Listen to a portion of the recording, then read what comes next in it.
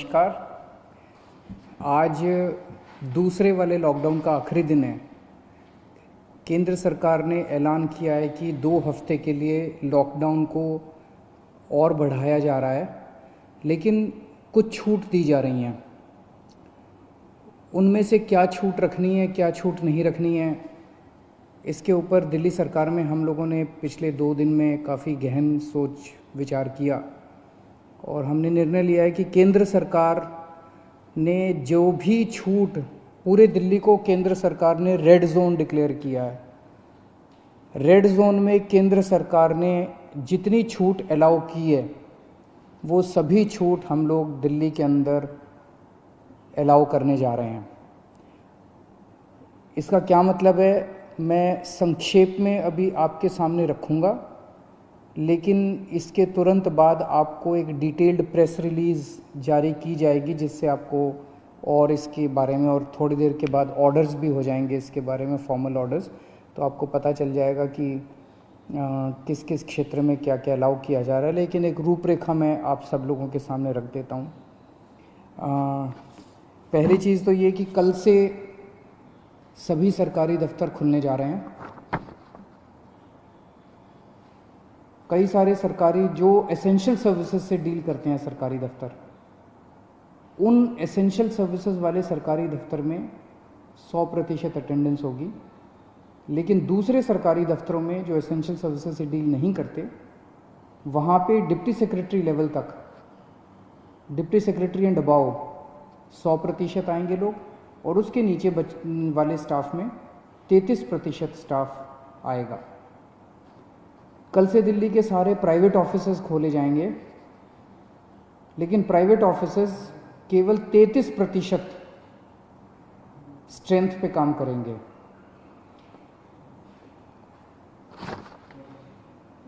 लेकिन जो जो चीज़ें इस वक्त अलाउ नहीं की जा रही, air travel, rail travel, metro बंद रहेंगी, और अंतर्राज्यीय बसें बंद रहेंगी। अंतर्राज्यीय बसें भी और विद इन दिल्ली भी, दिल्ली के अंदर भी बसें नहीं चलेंगी और एक स्टेट से दूसरे स्टेट की बसें भी नहीं चलेंगी।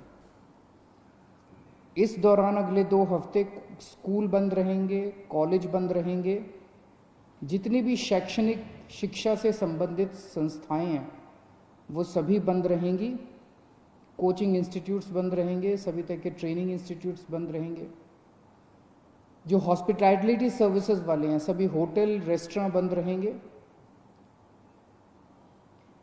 और जो ऐसे स्थान हैं जहाँ पे ज़्यादा पब्लिक गैदरिंग होती है, जैसे cinema hall, mall, gymnasium, sports complex, ये सभी बंद रहेंगे। सोशल, पॉलिटिकल, कल्चरल या किसी भी तरह की अन्य गैदरिंग वो बंद है, वो अलाउ नहीं की जाएंगी। जो धार्मिक संस्थान हैं वो सभी बंद रहेंगे। Cycle rickshaw, auto rickshaw, taxi, cab aggregators, ये सब बंद रहेंगे। नाई की दुकान, barber shop, spas and salons, ये भी बंद रहेंगे। शाम को 7 बजे से सुबह 7 बजे तक लोगों का बाहर निकलना बंद रहेगा, अनलेस आपको कोई एसेंशियल सर्विसेज के लिए बाहर निकलना हो, कोई ज़रूरी मेडिकल सर्विस है, इस तरह से कोई चीज़ के लिए जो निकलना हो तो अलग बात है, कोई बीमार हो जाए। अदरवाइज शाम को 7 बजे से सुबह 7 बजे तक निकलना बंद रहेगा। 65 साल से ऊपर की उम्र के जो लोग हैं, या जिन लोगों को कोमोर्बिडिटी है, कोई और बीमारी है, जैसे हार्ट की बीमारी है, डायबिटीज़ है, कैंसर है, सांस की बीमारी है, ऐसे लोगों को, जो गर्भवती महिलाएं हैं उनको, और जो बच्चे 10 साल से कम उम्र के हैं, इन लोगों को घर में रहना चाहिए। इन्हें घर में रहना होगा, क्योंकि इनको कोरोना ज़्यादा होता है, और अगर कोरोना हो जाए तो जानलेवा इनके लिए साबित हो सकता है। तो 4 किस्म के लोग हैं जिन्हें घर में रहना होगा। अनलेस कोई मेडिकल इमरजेंसी ना आ जाए। उसके अलावा उन्हें घर में रहना है। जो 65 साल से ऊपर की उम्र के हैं, जिनको कोई और बीमारी है, जो प्रेग्नेंट महिलाएं हैं और जो 10 साल से कम उम्र के बच्चे हैं। इसके अलावा जो सेल्फ एम्प्लॉयड लोग हैं, टेक्नीशियन हैं, प्लम्बर हैं, इलेक्ट्रिशियन हैं, मैकेनिक हैं, सफाई कर्मचारी हैं, जो हमारे घर में काम करने वाले बाई आती है, लॉन्ड्री है, धोबी है, प्रेस वाला है, इस तरह के जो सेल्फ एम्प्लॉयड लोग हैं, उन लोगों को काम करने की इजाज़त है। उनको सबको काम करने की इजाज़त दी जा रही है।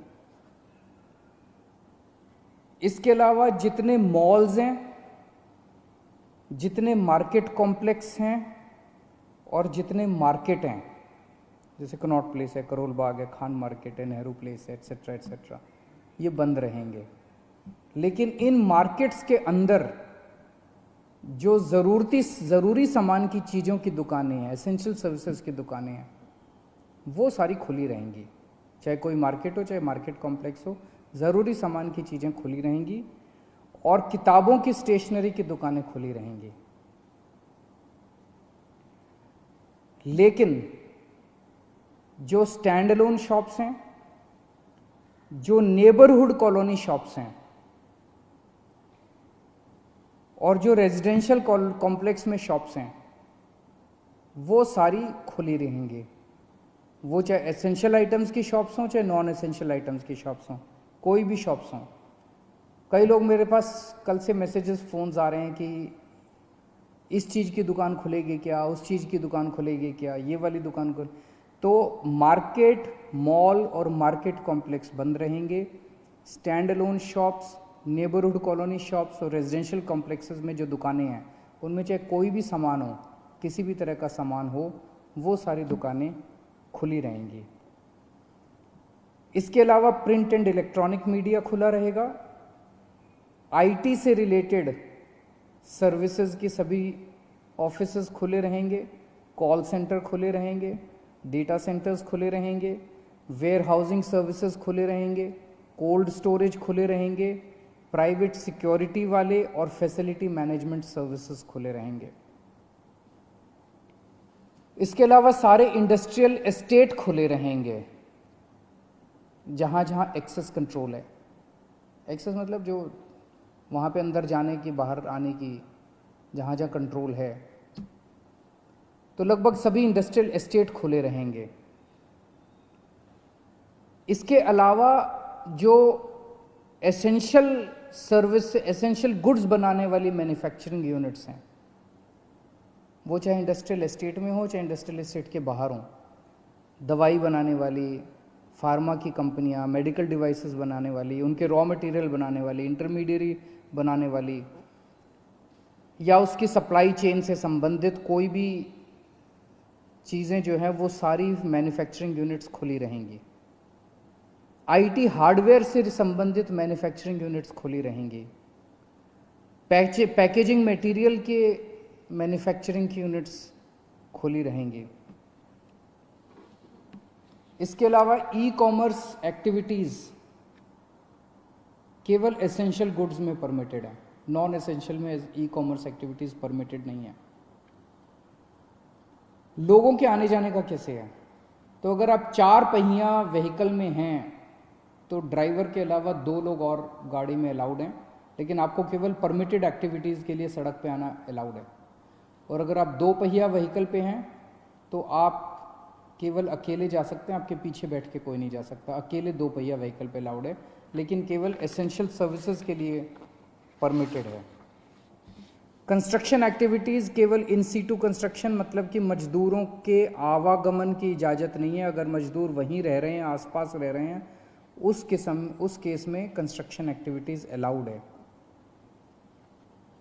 जो अगर शादी होती है तो सोशल डिस्टेंसिंग का पालन करते हुए 50 लोगों से ज़्यादा शादी में लोग नहीं होने चाहिए।